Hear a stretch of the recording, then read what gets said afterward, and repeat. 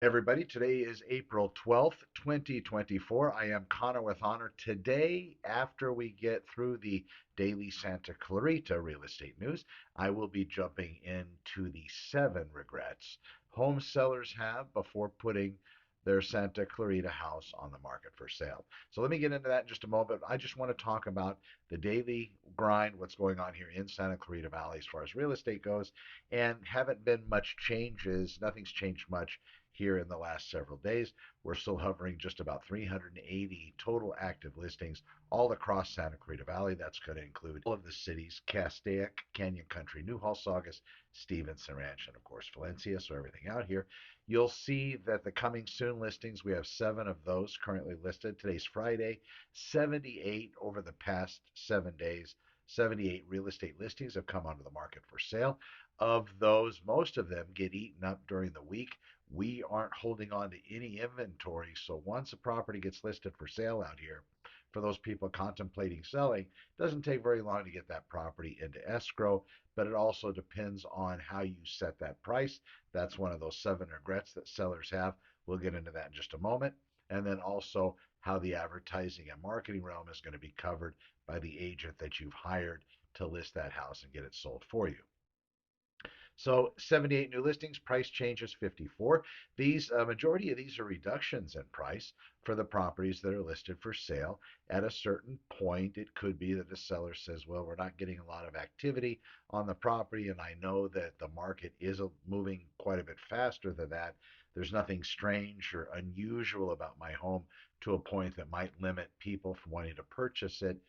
Basically, it's about as vanilla as they come. Why no offers? More than likely it is priced too high. But again, look at all of the realistic variables. If you live on a busy street, if you live close to high frequency power lines, if you're near a wash, if you have a swimming pool, some people don't like the maintenance aspect, and lots of people do. So it's really going to depend. And also time of year, homes with swimming pools. Homes with swimming pools sell a lot better when it's super hot outside. Go figure. All right, so we talked about that. 2054 price adjustments. Back on market 21. That's still carrying about 25-30% of housing that goes into escrow actually doesn't make it all the way. So that still fits within our current real estate cycle. 54 properties plus 42, close to 100 properties have actually gone into escrow here in Santa Clarita Valley. So they're moving through the escrow process, becoming closed, and we have in the last 7 days 59 properties that have finished and closed escrow with those property owners. You'll see sometimes when you're looking online, or if let's say I'm searching for real estate for you and I send you something, let's say it takes you a little while to open it. I mean, if it's really, you'll get a phone call. But I'm just sending you something. Let's say I send you, and then all of a sudden I send it to you, you get a prompt to, hey, look at this listing that Connor just sent you. But then when you look, it's not there. This is probably the case of a listing going to the hold status, not showing up because there's some kind of event, a pain event that's happened on behalf of the seller to the seller. They have to take the property and just put it basically on hold. No more activity, nothing should be happening on that property. If you see something disappear, that's probably what it is. All right, so let's get into the question that I into this morning doing some research as far as if you're thinking about selling your home, I'm going to explore the top regrets sellers face and how you can avoid them. So let me dive into the top 7 things that a seller can do to keep safe. Number 1 regret: not preparing the home for sale, decluttering, depersonalizing, cleaning. And if you have to store your stuff because you got a lot of it off site somewhere to really open the house up, great. If you have to go get a bed to stage a bedroom that you might have been using for years as an office to return that bedroom back to its original intended purpose, got to do it. So you got to make that happen. These are people not preparing. And then when people come through, the feedback really reflects it. If the agent's doing their due diligence, calling everybody else that came and looked at that residence and asking them honestly, hey, Jack, Jill, whatever, tell me what you really think. they'll get some brutally honest answers, and then that agent, they need to have the intestinal fortitude and the understanding with their client that you will allow them to bring back that criticism. Now, could some of the criticism be BS and just maybe somebody jealous that somebody else has a listing? Of course, you got the human element. But if they're saying, the people work this and this, whatever this is a real thing that exists, well, maybe it should be looked at, especially if multiple people are talking about this. All right, so number two, overpricing the home. Yes, talked about this yesterday. Almost every broadcast, that overpricing is dangerous. And there comes that point where once you get above it, just north of it, you're not going to get much in the way of showings and zero in the way of offers. And most of the feedback in that circumstance when they call, is there any negotiation room? Because my client thinks your seller might be overpriced. And as a real estate agent, I think your seller may be overpriced as well. Hopefully that conversation would take place so that feedback could be brought back, but a lot of times agents are embarrassed to offer that kind of feedback. Go figure. All right, so overpricing the home. So watch out for that. You want to be at market, maybe a little below, but you also need, if you're going to go below market, you have to understand that there's a little bit of a risk involved. You have to run those numbers and see where those other listings were sold in close proximity. And if your neighborhood carries a trend of people going higher than the current value is indicated online, then hey, albeit, let's go. All right, so that's number two, overpricing. Number three, not understanding the market. And of course, that comes in with pricing, but the way that houses are selling in your neighborhood in Saugus is going to be completely different than houses are selling up in Castaic off of Hillsborough. There's a lot of difference in the markets. They're very diverse and dynamic. All right, so that was there. Choosing the wrong agent, of course, right? Don't choose the wrong agent. Self explanatory. Number five, ignoring major repairs.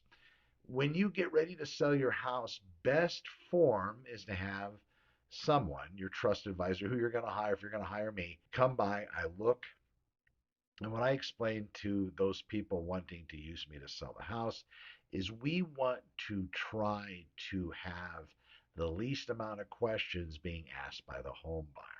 And what I mean is if I wonder what this stain's about, we need to figure out what the stain's about. If I'm wondering why is the piping this way, or why are all these wires hanging out here, or what's that hole in the wall for? Why doesn't this door close all the way? Why do I smell mold? So if I'm asking the questions during the walkthrough, we want to fix all of those items. Things that it's going to basically, those fixes will pay for itself in the way that we're going to have offers written on the property. That is case in point, especially now when you have so few listings.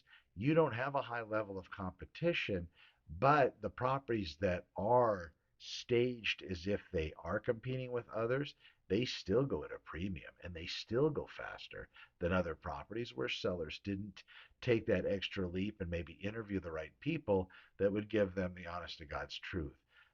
Do not listen to advice about updating an entire kitchen in order to get your house to sell.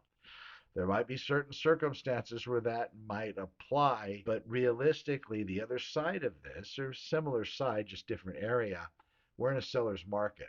Sellers currently aren't doing much in the way of helping to sell their own residences, but it is important that the house is maintained and presented in such a way where everything is as it was intended. If you have an office conversion that you've been using as an office for the last 30 years, then you want to convert that office that was intended to be a bedroom, put it back to a bedroom. Go rent a bed, go buy something inexpensive, stage a bed, just put a sign on it, please don't sit, not a real bed, whatever. But make that happen. Very, very important. All right. So ignoring major repairs, again, very important. Number six, poor timing. Right now, it's definitely a seller's market. Is it a good time to buy? A lot of people have the argument that no, it's not. People need to wait. Then the question comes in, wait for what? More inventory. I don't see that happening. More new housing building, probably not. Not a good longer term solution because they just can't keep up with demand. The resale market is stagnant because those sellers are locked in at a very low interest rate. So for them to sell, even though the pain might be there that they want to, 4% difference in the rate that they're going to be paying on what they're buying versus 4% less on what they already own. Next leap, maybe they leverage that, take some equity, and go purchase something else. These are all big decisions that have a lot of moving parts. Really need to be taken lightly, but something to consider with regard to timing. Again, it seems like in life there's never a good time for anything. With real estate, there are better markets than others for both sides. But right now, it's just a matter of time, of just being patient and seeing what's going to unfold next. Interest rates, everybody's been promising they're going to be lower. As I've stated in previous broadcasts, because I do this every day and I have a lot of clients, I give the same advice to all of them. I say, just do yourselves a favor, do not overextend yourself in your first purchase. And the joke is, you have the rest of your life, you'll be overextended plenty. The first one, make it as smart and make it as right as possible. All right, everybody, thank you so much for watching. Number 7, of course, give me a call. I'm Connor with Honor. I hope everybody enjoyed today's show. We will talk to you tomorrow, and I bid you farewell. We'll talk to you soon. If you need me, reach out. I am Connor with Honor. Over and out.